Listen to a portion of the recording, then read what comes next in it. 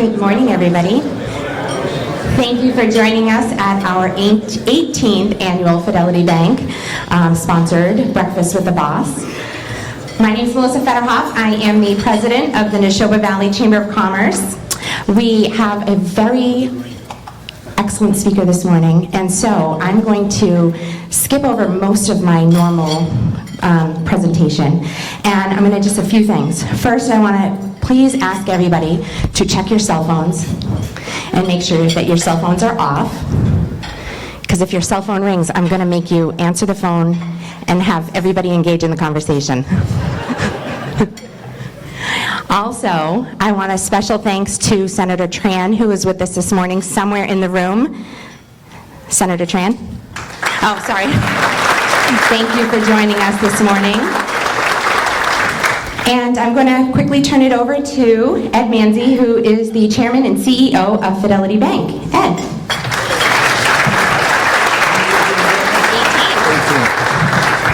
Thank you, Melissa. Good morning, everyone. I want to thank the Chamber of Commerce here for collaborating us again for the 18th year. And I can't think of a better way to kick off the 18th season than with Governor Baker.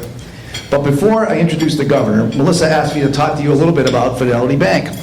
Something I love to do, especially to a group of local leaders and engaged citizens who care so deeply about the Neshoba Valley region. Because Fidelity Bank shares your commitment to caring for this community. In fact, our life design strategy, our unique way of doing business, revolves around caring. Our life design promise is that you can expect to work with caring people who will use a caring approach and come up with caring solutions that are in your interest, not just the bank's. A simple but very powerful promise. In a world where there's a perception that all banks are pretty much the same, we hold ourselves to a higher standard, just like all of you. Because Fidelity Bank doesn't want to be just another bank. We're determined to be our region's most caring bank. Sometimes we have fun ways to bring this to life. One example being our random acts of caring. Every now and then, Fidelity Bank employees head into the community to pass out freebies. Free breakfast at diners, free coffee at coffee shops, free ice cream from our ever-popular ice cream truck, free haircuts, movie tickets, that sort of thing. It's a small gesture, but it seems to go a long way toward making our community feel a little kinder, a little closer, a little more caring. These random acts of caring reinforce the bank-wide commitment to caring that is anything but random. Because caring is the cornerstone of Fidelity Bank. It's what sets us apart. Saying all banks are the same because they all have deposits and loans is like saying all restaurants are the same because they all serve food. They're not all the same. Pick the wrong restaurant and you'll only ruin your evening. Pick the wrong bank and the consequences could reverberate for years. Consider what's at stake. In a world where a business owner walks away from the closing table because a provision in her loan agreement was different than promised, where her banker said hid the discrepancies because they didn't think they would notice. They didn't think they would notice. That's a true story told to us by a client recently. What if you could work with a bank that cares enough to guarantee transparency? This story wouldn't and couldn't happen at Fidelity Bank because it's inconsistent with this life design promise. In a world where stock market volatility, sometimes caused by a 2 a.m. tweet storm from you-know-who, I think yesterday was 8 p.m., it was a little early, can make you afraid to look at your 401k balance. What if you could work with a bank that cares enough to offer 100% deposit insurance on all your bank balances, regardless of size? As a state-chartered cooperative bank, Fidelity Bank does just that. In a world where there's a cliche that says a banker is someone who gives you an umbrella in the sunshine and takes it away in the rain, what if you could work with a bank that promises to work with you through good times and bad? The governor and I were just talking. The economy is humming right now, and everyone's eager to lend. So there's a temptation to only look at interest rates, not at everything else a bank can mean to your business. But when the economy turns, and at some point it will, things change fast. The last time it did, we heard plenty of horror stories about lines of credit being pulled willy-nilly, about commitments being rescinded for no apparent reason, and home foreclosures gone amok. Our life design promise, our commitment to caring, would never allow that. You see, when so many businesses are focused on what their shareholders care about, we start every relationship with this simple question: what do you care about? And good things happen from there. That's our promise. It's a promise I make all the time. but I cannot keep it alone. It takes a large team of caring professionals that I'm so fortunate to work with to bring it to life. And a number of them are here today. Could you please raise your hand, the Fidelity Bank team? Give them a round of applause. Thank you.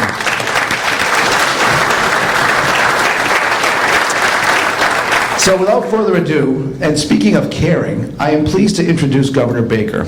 I remember when he was campaigning for election for his first term. He was talking about taking on challenges and solving problems, always focused on making Massachusetts a great place to live and work, to start and grow a business, to raise and educate a family, just to name a few. It's clear that he cares deeply about these issues and works hard every day in collaboration with state legislators, local officials, and all of us to bring these promises to life. The list of accomplishments is way too long to go over today, but here are a few highlights of the Baker-Polito administration so far. They are strong supporters of public-private partnerships that have spurred economic development. They doubled the earned income tax credit. They have made historic investments to ensure Massachusetts stays a national leader in education. They are at the forefront of the fight against the opioid and heroin epidemic. They are confronting the challenges of rising energy costs and changing climate, and spearheading long overdue reforms and significant infrastructure investments in transportation. Please join me in welcoming a man who, like all of us, cares deeply about the Commonwealth and is perhaps the most important boss in Massachusetts, Governor Charlie Baker.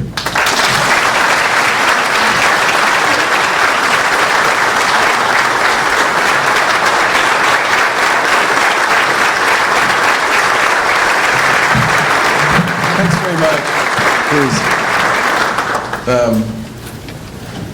First of all, Ed, I very much appreciate that introduction, and I'd love to have a copy of it so I can just hand it out to other people. What I thought I might do this morning, hi Kevin, how are you? It's nice to see you. Front row, Kevin Kouros, former state rep. What I thought I might do is just talk about a few of the things that we're working on that I thought would be of interest to you, and then I know you folks have some questions you want to ask me toward the end. Let me start with,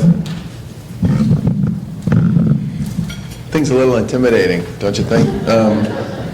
Let me start with the economy because that's where Ed started. I mean, in some respects, we have what I would describe as sort of about as good as it gets on the economic front. If you look at most of the measures, we have more people working than at any time in state history. Our labor force participation rate is higher than it's been since people have been keeping score. The unemployment rate in every region of the Commonwealth has dropped pretty dramatically over the course of the past 4 or 5 years. And the number of people working in every part of Massachusetts has also gone up. And if you look at our numbers relative to the national numbers, even at a point in time when the economy is pretty hot nationally, on almost everything, on real wage growth, on job growth overall, on unemployment rate, on labor force participation rate, almost all of those numbers in Massachusetts are better than the numbers you see anywhere else in the country. And I think that's due to a lot of things, but my own view is it's due in large part to the quality of the people that we have here in Massachusetts, and the fact that over the course of the last 20 or 30 years, knowledge really became, in a way that it never quite had been before, a key ingredient in a competitive advantage. And when you look at a lot of the places and spaces that we're dominating in, it's almost in many respects the people's ability to adapt and apply new technologies that have translated into a significant piece of our growth. And I think there's a lot of sort of cooks in that kitchen if you go back over time. I worked in state government in the 1990s under Governors Weld and Cellucci. I was Secretary of Health and Human Services and Secretary of Administration and Finance. And then right after I left the administration at the end of the 90s, when I went to Harvard Pilgrim, I spent 5 years serving on the State Board of Education. And so I was in state government when we passed the landmark education reform in the mid-1990s, and I served on the Board of Education in the late 90s and the early 2000s when we implemented it. And what most people don't remember is before education reform got passed in Massachusetts, we were basically a middle-of-the-road player nationally in terms of K through 12 performance. And that combination of the foundation budget and accountability standards and a focus on a key set of curriculum frameworks. If you just look at what happened over the course of the next 20 years or so, you could just watch Massachusetts rise in the ranks nationally to the point where we've basically been #1 on the National Education Assessment Exam for the past 8 or 9 years. And I think in some ways that whole notion of focusing on knowledge, focusing on creativity, innovation, that really has in many ways been the key, I think, to a lot of our success over the course of the past few years. I would also say that we've tried to do some things that we think were important to this as well. One of the first things we did after we took office was we put together a regulatory reform group. We met with zillions of employers and business organizations and cities and towns and colleges and universities and nonprofits. What was really interesting about the Reg Reform Project, I think most of us thought that was going to be kind of a business issue, right? Well, it turned out that many of the people who were most grumpy about the state of regulatory policy in Massachusetts were in the healthcare field, the education field, the nonprofit field, and municipal governments. And one of the, Dean, you might have been serving. Were you serving on the Fitchburg City Council then? I can't remember. Yeah, I think you were. One of the things I love about having state legislators, both of these folks, up on Beacon Hill is they both started in local government. Me too. There's nothing like having somebody on Beacon Hill who actually knows what real life is like on the ground in cities and towns across the Commonwealth. It brings a totally different perspective to the work. But I digress. We heard all this talk from municipalities about the complicated, overly burdensome way that the state related to cities and towns and how that got in the way of cities and towns' ability to do their work. We actually created a sort of list of all of the things that cities and towns had told us were problematic, which then became a municipal modernization bill, which was, 200 pages long, and it was about 125 sections, but it cleaned up 50 years worth of goo that existed in state laws with respect to cities and towns' ability to do their job. And I won't get into all of it, but I'll give you one simple example of this. All of that language was written about notice and follow-through and reporting and all the rest before we had computers. So cities and towns literally on almost every type of transaction had to create a paper copy and had to send it to somebody. And in any kind of public notice, had to send out written public notices. Now, multiply that by 351 cities and towns, 365 days a year, number of committees and entities that make up a typical local government, you're talking about billions of pages of paper that no one read and no one cared about, that somebody had to actually print, stamp, mail, and then have somebody not open on the other end. And this translated in many respects for a lot of communities into enormous just administrative savings with respect to the way they did their job so they could focus on other stuff. So there were little nuggets that came out of this reg review process that I don't think any of us expected. But in the end, we ended up rewriting about 40% of the regs. We got rid of about 25% of them, and we left the other 35% alone or put them on a, we'll come back to you later. But the idea now is to sort of go after this every couple of years and recognize and understand that reg review is like cleaning your basement. It's something you should do more often than when you just move. And I think from our point of view, that was a good learning experience about how sometimes you find opportunity in places where you weren't necessarily looking for it. We also made a decision based on some of the feedback we got to significantly expand our MassWorks program. That is probably the best economic development tool we have because it's very flexible. You can use it to support a lot of different initiatives, and it's kind of what I would describe as the last piece that makes a deal go from no to yes. And we use it for utility work. We use it for parking in some respects. We use it for in housing projects. We end up using it for a lot of the work that gets done around the housing project. Sometimes it's about street work, but it's like the piece of the deal that nobody can figure out how to pay for. And we bumped that up by about 20% when we took office. And we've deployed literally probably roughly $400 million worth of MassWorks spending over the course of the last 4.5 years. But that's been in relation to over $5 billion in actual projects.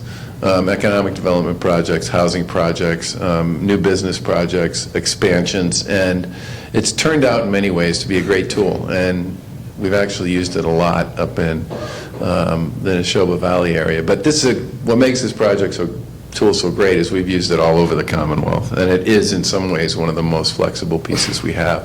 We also made a decision to expand our investing in housing because that was another issue that came up as we went through this process with folks. And I continue to believe that housing is one of the most significant challenges we face, and for me, the fundamental problem is a production issue.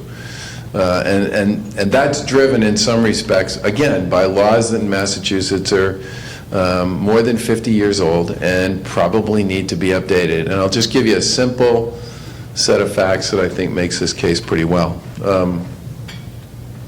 From about 1930 to 1990, we added 30,000 new units of housing every single year. Just like clockwork, 30,000 every single year. And then starting around 1990, that number fell to around 8,000 or 10,000 units, and really never got above 15. So for the past 25 years, we've been building less than half the new units of housing that we used to build every year like clockwork for 50 years. Now we've added 600,000 people to our population over the course of the past 20 years, but we really haven't added a heck of a lot of new housing at all. Now what happens if you don't create any new supply to deal with your demand? Anything that goes out into the market when you have limited inventory, everybody knows this, gets priced out of sight, and that pushes people farther and farther away from where they want to be, and it also constricts communities' ability to think on a forward basis about what their future ought to look like. And the best and simple example of this I can offer you is forever, communities in Massachusetts created viable and vibrant downtowns with retail, right? That was always the play, and it worked. And then Amazon and a whole bunch of other online suppliers came along and made retail a really hard business to succeed in over time, and a really tough business to make sort of the core of a downtown strategy. So in other parts of the country, what people have done is they've gone to this live, work, play model where their downtowns are basically residential, office, hospitality, restaurants, that kind of stuff, entertainment, open space, and some retail. Well, to do that in Massachusetts, in most communities, you got to figure out a way to get a whole series of 2/3 votes through like 10 different committees. Now, I got no problem with 2/3 votes, except it means 30% of your population or 33% of your population, whatever your voting entity is, gets to decide the future for the other 66%. And if you just think a little bit about how a lot of our committees and councils are set up, if you want to get a 67% vote out of a 5-member Board of Selectmen, you got to get 4 to 1. If you have an 11-member city council, 6-5, not enough. 7-4, not enough. You got to get to 8-3. And this thing plays itself out over and over again, where more than 50% of a town meeting, more than 50% of a planning board, more than 50% of a city council, more than 50% of a select board are in favor of something, but it doesn't happen. I can't tell you how many times in the spring I read stories that say, community rejects senior housing plan 63 to 37. I almost want to turn the thing upside down. So among other things, one of the things this bill we have before the legislature would do, which we worked with cities and towns and home builders and realtors and environmentalists and land use people and municipal planning agencies, it would make it possible on a whole series of key decisions around housing development to give communities the ability, if they choose to to go to 51% to make these decisions. And if we don't do something like this that actually creates production, we're going to have a really hard time dealing with the fact that many seniors would love to stay in the community that they raise their family in, but there's no place for them to live. That many local officials who would like to reimagine their downtowns to deal with the fact that retail can no longer be the only anchor are never going to be able to get it organized and done. And we're not going to get people to build to anything other than the upper end of the market. Because one of the biggest problems we face now, let's suppose you decide you wanted to build almost anything. If you know it's going to take 2 or 3 years, you might not make it, and you have to get 2/3 votes out of 8 different entities over that period of time, which part of the market are you going to build to? Are you going to build to the middle market? Or are you going to build to the upper end? You're going to build to the upper end. People say all the time, oh, we keep building all this luxury housing. Well, yeah. Because the way we've set the process up, that's the place where you can afford to spend $2 or $3 million, or whatever the number is, to just run the traps to get to the end of the process. And I say this as a former local official. And I think in many ways, we have opportunity here. I signed the largest housing bond bill in state history. We have a tremendous amount of capital, dry powder, whatever word you like, to put into this. But if nobody's doing anything, I can't put it into anything. And when I think about, young people, and I think about young families, where are they going to go? We have the highest median housing prices in America. We have the highest median rents in America. I love being number 1, but not there.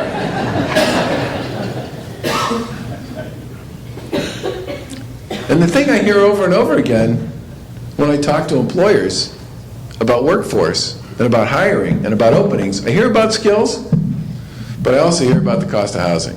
That one shows up before a bunch of other things. So I really hope we manage to get something done on this. We've been working on it for almost 2 years. I do want to talk a little bit about education and about the environment, and maybe a little bit about transportation, and then take some questions. On the environmental piece, I'll just say this. We have a very simple approach to environmental policy. We want to make our Commonwealth cleaner and greener, but we want to do that in a way that's cost effective for all the people who pay the bills, businesses and citizens. And I think in many ways, working with our colleagues in the legislature, we've come up with some pretty effective approaches to doing this. We put the largest deep water wind project out to bid in U.S. history about 2 years ago, based on legislation that we developed with our colleagues in the legislature.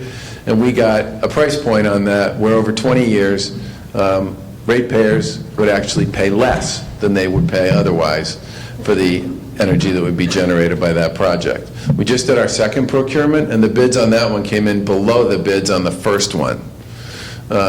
We also did a hydro project, which is involved running a transmission line down through the state of Maine with Hydro-Quebec in Canada. Again, we got a better price than what we would be paying with traditional energy sources. And that one's clean, renewable, 24/7, 365 power to the Commonwealth of Mass. We continue to be number 1 in the country. This is another number 1 on energy efficiency. And the reason energy efficiency matters is it has a big impact on what you actually pay for your electric bill.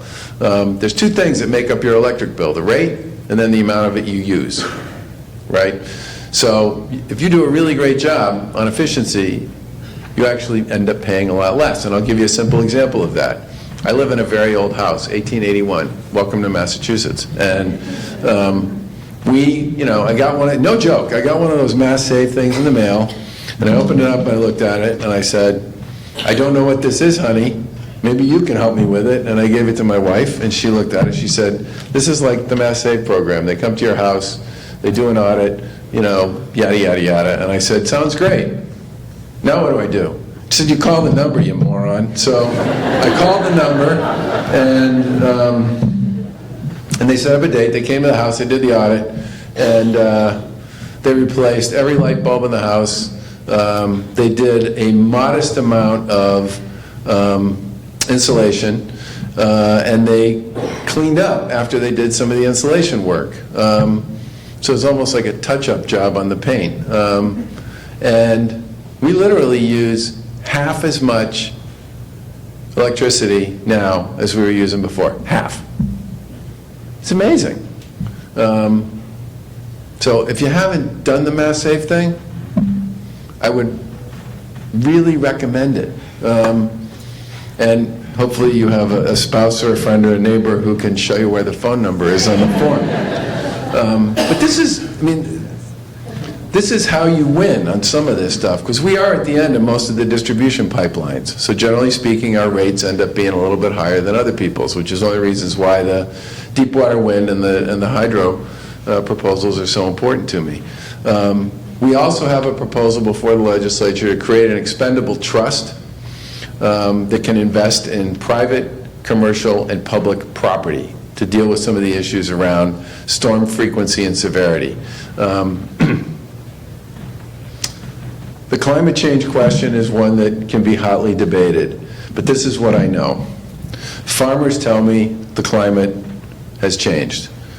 Fishermen tell me the climate has changed. Foresters tell me the climate has changed. Resort operators tell me the climate has changed. FEMA, who we visited back in March of this year, when the National Governors Association was down in Washington, FEMA told us in the past 2 years they put out $80 billion in disaster recovery relief, which is more than they put out in the previous 35 years put together. They believe the climate has changed. Frequency, severity, much more legit than it was 5 or 10 years ago. Culverts aren't prepared to process and deal with what's going on now. Most of our stormwater systems aren't prepared to deal with what's going on now. If you live in a coastal community in Massachusetts, you know, which I do, you know what's going on now during storms is different than what used to go on. As the water gets warmer and the temperature of the water rises and the sea level itself rises, the surges are so much more significant and they last longer than they used to. And on inland waterways, these issues associated with culverts especially, and the other means and mechanisms that we put in place 20, 30, 40, 50, 60, 100 years ago to manage that are nowhere near as capable as they need to be to make this stuff work. Now, whether it's our expendable trust program or something else, the bottom line is if we are going to provide our communities and our property owners and our public property with sort of a strategic approach to how we're going to help them deal with some of this stuff, my view is sooner than later. I mean, this one feels to me like if we wait another 10 years before we start doing something about this, it's going to be a big missed opportunity, because a whole bunch of bad stuff's going to happen over the next 10 years that wouldn't necessarily have been as bad if we'd done something on the resiliency side to deal with it in the first place. And the problem's just going to be bigger. And I think this program we created, it's $130 million a year.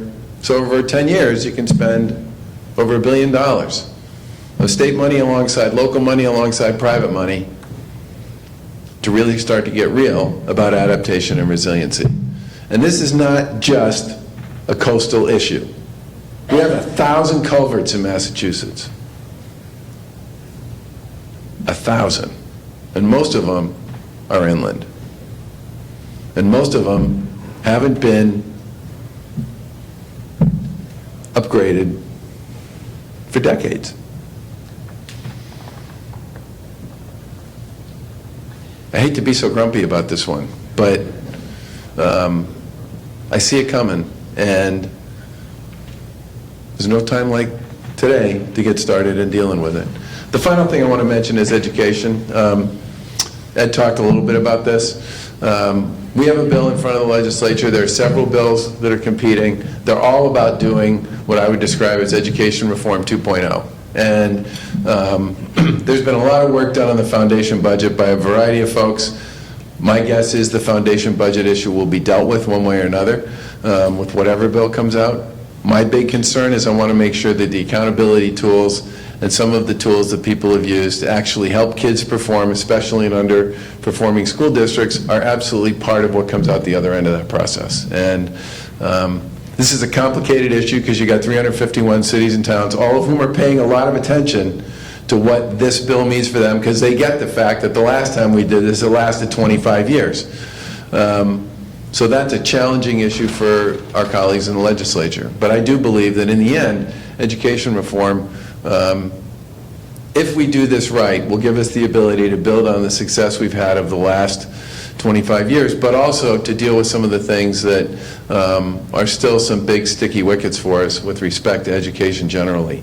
And for me, the biggest sticky wicket is how are we going to come up with strategies and plans to improve the quality of the performance of some of the schools we have in school districts that just haven't been able to deliver the way other parts have. And I take some comfort in the fact that the guy who's the current commissioner of the Department of Education in Massachusetts is a guy who ran the receivership of the Lawrence schools and took them from, they were in receivership. I mean, they were in terrible shape. And after 6 years of his leadership, they were outperforming the vast majority of urban school systems in Massachusetts. The guy knows something about how to get stuff done in urban education. And that, for me, is giving that person the kind of tools that we're talking about in this bill so that he can take a hard run at that issue, I think, is a great opportunity for us. I'm going to stop there because I want to make sure you have time to ask some questions. Thank you, Governor. So we have a few folks that have questions, and we have a lot of questions submitted. Our first question is from Jeff. You got a lot of questions submitted? We did have a lot of questions submitted. Really? But we knew you were going to cover a lot of it with your presentation. So, Jeff. Good morning, Governor. Thank you for being here today. My name is Jeff Roberge. I'm with the Mass Hire North Central Workforce Board. And my question to you. The Mass Hire North, really well done. I did, right? It took a You while. said it. Oh, yeah. I can't tell you how much I appreciate that. Absolutely. That's a very inside joke for those of us in workforce development. It took a while. I practiced it a lot in the mirror, so Thank we you. got there. My question, has there been any discussion at the state level regarding tuition-free community college within the Commonwealth that extends beyond the new early college initiative and traditional dual enrollment programs which serve only a small fraction of students? So the answer is yes. The biggest, there are three big issues, I think, and you can't talk about community college or college generally without talking a little bit about high school. I think one of the biggest challenges we face with high school, and this is based on all the survey data associated with student attitudes and all the rest, is finding a way to make the knowledge process in high school work in a way so that kids can see how it can be applied, all right? Now, I thought I was going to be a sports writer. First, I thought, when I was a kid, I thought I was going to be a wide receiver for the San Diego Chargers, which didn't work out. Then I thought I was going to be a sports writer. And so when I was in 8th grade, I started writing for whatever the local newspaper was, and I wrote all the way through high school, and that made me a reading, writing guy. You know, I wanted to understand how to write, I wanted to understand writing the lead, I wanted to understand how to tell a story, I wanted to understand how to close the deal on the story. And so that was my application of what I was learning, okay? And I think one of the reasons our Voc Tech schools have done so well is because there's an obvious application of the learning that comes with those Voc Tech schools. And we've done a lot to invest in our career and technical schools. We're going to continue to do that because I believe in them in a big way. But part of what I believe in is that fact that they bring the practical application of the knowledge in a way that makes it real for kids. And one of the things we tried to do is to dramatically expand internships, career pathways, and sort of what is the practical application of what it is I'm doing here in high school so I can understand why it matters to me. And this is why this early college thing is more important than it gets credit for. I would like to see the early college program baked right into the Chapter 70 formula. I would like to have early college programs in every high school in Massachusetts. And the reason I say that is almost all the communities that have headed down this road so far are urban. We haven't had hardly any suburbs get into the early college program because they don't necessarily see why it would matter to them. But in a lot of urban communities, this idea of giving kids a chance to take a college class taught either by somebody from the local community college or state university, or taught by somebody who's in their high school who gets qualified to do it, gives them a chance to sort of kick the tires on what going to college might be like. And you have a lot of kids now who are juniors in these communities who are taking these classes and discovering two things. Number one, geez, I might be able to do this. I might actually be able to go to college. And number two, it gives them this opportunity to understand that there's possibility here. And I think everybody should be in the early college business. I absolutely pray it ends up becoming part of the way we think about how we do K through 12 education in Massachusetts generally, because this practical application of knowledge for kids in high school is fundamental. And that brings me to my second point, which is one of the biggest problems community colleges have. An enormous percentage of the kids who start don't finish. Enormous. And I would come back to the fact that that's in part because we don't create the right kind of runway to help them get where they need to go with respect to community college. If we had early college programs, a lot of these kids would be getting credits, and for free, by the way, and developing a sense about what it's like to go to college. They get to know kind of so the whole issue of adaptation for them would be dramatically reduced. And we've also done a number of things. We've made almost all the grants and the scholarships that we make available now to community college students and kids who are going part-time and young adults who are going part-time. There used to be a very narrow framework through which you can access state scholarships to go to community college or state, anything. We opened that up and said, a lot of these kids now are working. We need to come up with a way to make it possible for them to do this. It's a little broader. The second thing, and which brings me to the third thing, single biggest reason kids, in addition to just not being ready, the other big issue is the math piece they have to take for remedial education. It bombs out a tremendous number of kids at the community college level. We have to accept that, understand it, and fix it. That is not a money issue, folks. That one's on us, okay? We are not doing the job we need to do to either change the way we think about what kids need to know about math when they get to a community college, or we need to do more to help them get that skill set squared away so that by the time they go, they're in a position to actually succeed. Can't tell you how big a deal that is with respect to stickiness with respect to kids actually getting through the program. And then on the two other things I'd say, we have a commitment program that basically says for approximately 30 or 40 grand, you can get a 4-year degree in Massachusetts. I don't. It's not going to get any better than that if you're being practical about how you think about this. And it's a great deal that was put together by our administration in conjunction with the community colleges and state universities and the UMass system. And the kids and some of the young adults who have gone through this program swear by it. There's a lot of majors attached to it. You got to maintain a 3.0 GPA. But it has a ton of flexibility associated with it. And the final thing I'll say is we have put significant money on the table the last several years, like $100 million for scholarships for kids going to college in Massachusetts at our public universities and public higher ed institutions, and we haven't been able to get it through the legislature. So if you could take all of those things and talk to Dean and his colleagues, that would be great. I think there's a lot of opportunity there, but it's not just about free. There's a whole bunch of other issues we really have to solve. Excellent. Our second question is from Tony at Good Tech Group. Thank you. Good Good morning, Governor. Morning. My question is centered on transportation, and in particular, keeping me off of Route 2 east in the morning. That would be fantastic. So, basically, what is the status of your effort to You improve? know, it's really been great. I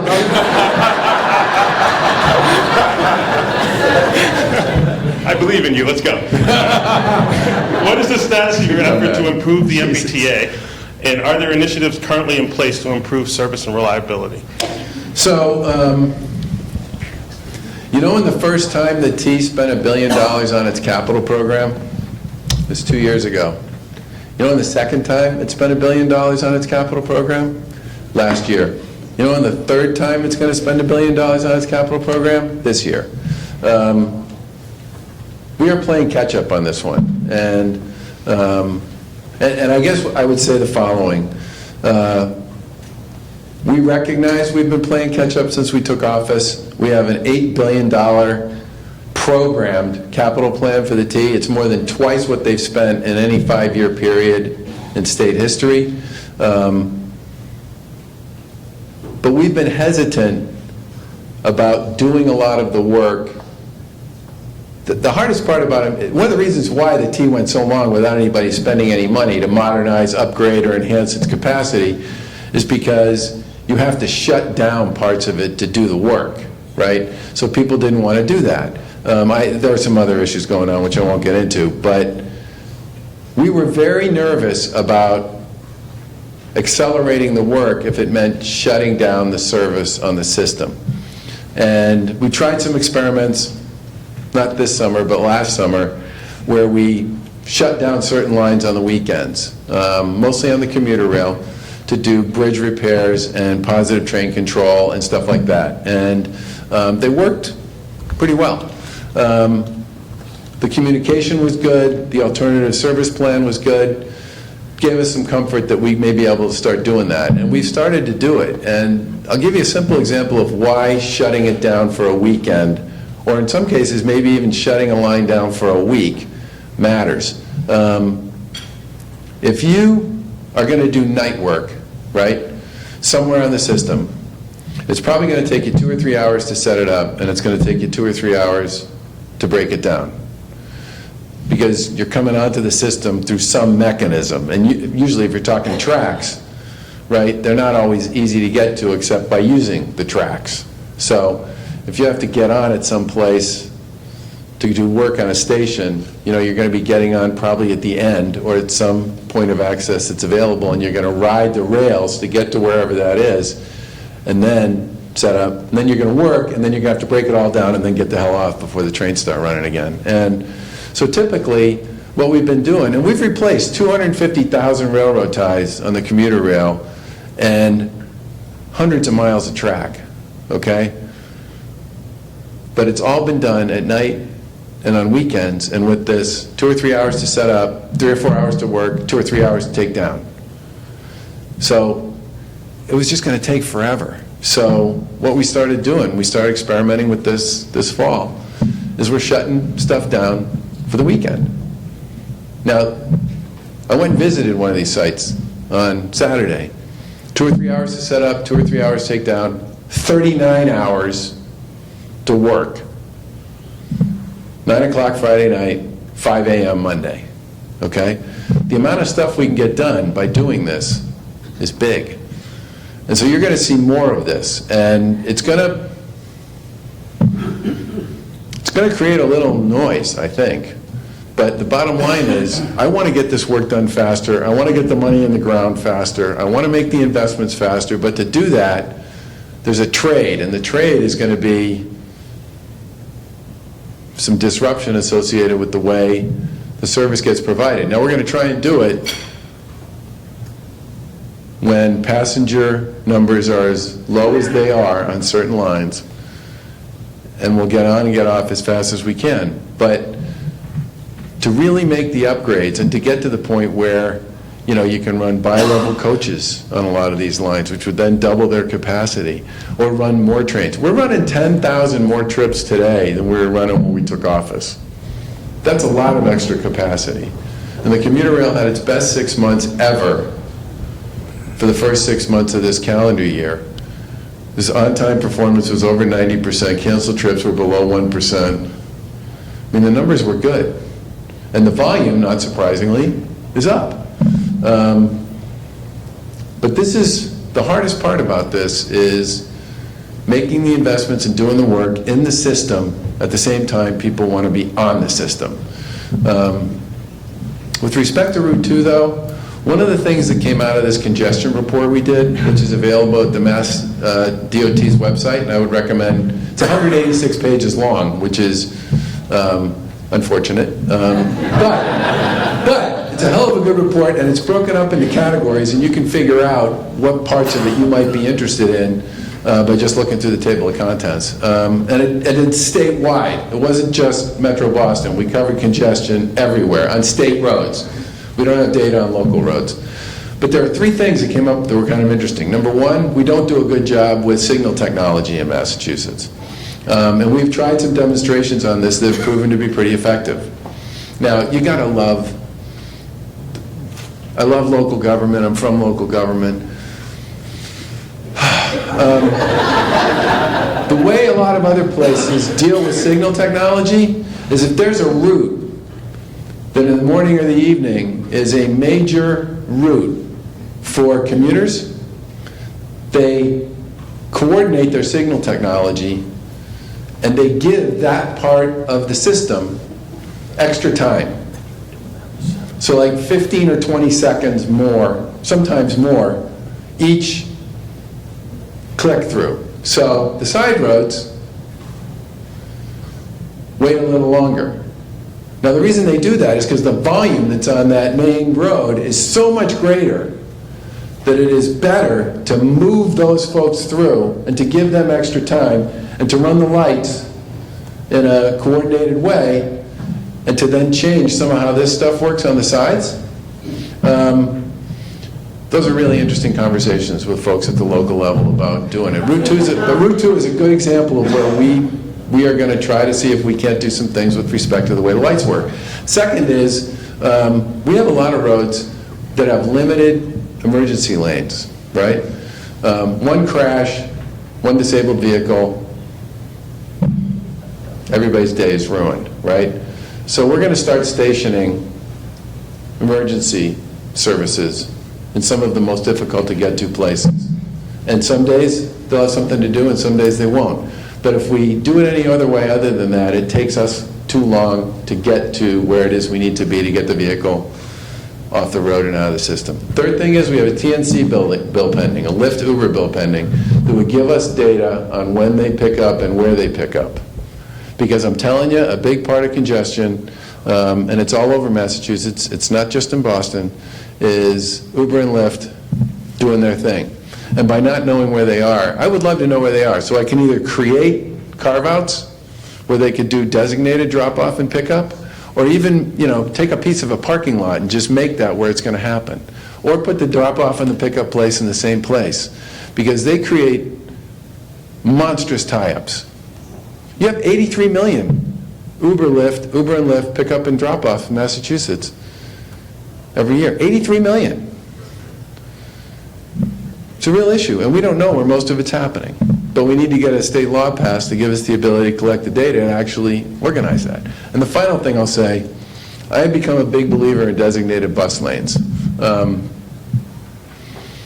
They really work. We've done them on a demonstration basis in a bunch of places, and they move a heck of a lot of people quickly, and they take volume off the rest of the road. And everybody gets hinky about, oh, you're taking away our parking spaces, blah, blah, blah. It actually works. I mean, if you don't believe me, talk to the mayor of Everett. He heard all this noise about how if we put a bus lane on Route 60, the world was going to come to an end, and took away the parking. No one is happier about the fact that there are designated bus lanes running down Route 60 in Everett than the mayor and most of the people of Everett. And I want to put them on bigger roads, and I want to use them far more aggressively than we have to date. And I also want to take a good look at this managed lane idea, which works in Utah and Maryland and Virginia and a whole bunch of other places where you basically use a managed, and again, if you want to ride a bus or a van pool, the managed lane is free, okay? But if you're willing to pay to go in a managed lane, takes traffic off the rest of the lanes, and there's a whole bunch of different ways to structure it so that it actually works the way you want it to.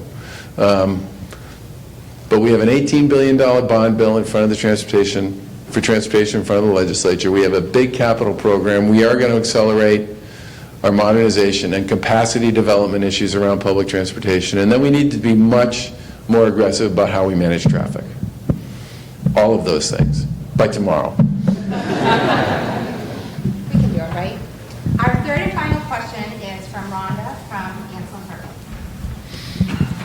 Good morning, Governor. You've tried to pass numerous laws to promote residential housing on a statewide level. What is the status of some of those various proposals, and what do you think is the likelihood that they will get passed? I don't really know who's against it. So it's one of those interesting dynamics where it does seem everybody agrees we need to do something about the housing piece. Everybody agrees that what we're proposing would help us with housing production. But it hasn't been able to find its way through the process yet. I mean, my hope is that one way or another we get something done on housing production. I'd love to get this expendable trust done so that we can make investments in protecting property, private, commercial, public, during this session. Obviously, the Education Reform 2.0 thing is a really important bill. I think that will happen. One of the things we didn't talk about, we have a drug driving bill to deal with some of the issues associated with sort of the polypharmacy, as the troopers would put it, that has become increasingly frequent in a lot of the people they pull over. We definitely need to upgrade our capacity around public safety associated with that. On the driving side, I'd also like to see the safe driving bill get passed. That's, like this close to getting passed at this point. And I think kind of its time has come on that one. And I would also like to see, this transportation bill is big and complicated, but it has a lot of money in it that can do a lot of really good things for a lot of communities around the Commonwealth. And I would really like to see that one get done in this session as well. But, and my hope is some of it will get done this fall, but I'm realistic enough to understand that more often than not, a lot of the stuff, especially the big complicated stuff, tends to happen more toward the end of the session, which would be around June. The great part about getting a housing bill done this fall, if we did that, cities and towns could tee up projects for the spring, because that's when most folks in local government make a lot of their decisions about almost everything associated with their capital program. Thanks again. I really appreciate the chance to be here.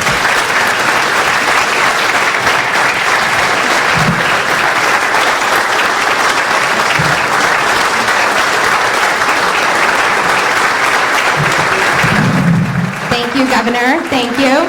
Before you leave, we are going to do some quick photos for those that are going to be in the photos. Run over to the corner.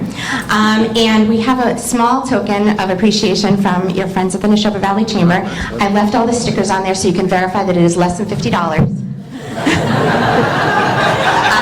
But Carlson Orchards is one of our chamber members, and yeah, they're fantastic. They're opening up a tasting room, so shortly, very shortly. Few quick thanks. Thank you, Governor, for being here. Thank you, Fidelity Bank, for sponsoring our breakfast series, and special thanks to J&S Photography, Devon's Common Center, and Parker Charter and Air Public Access. Thank you, and have a wonderful day.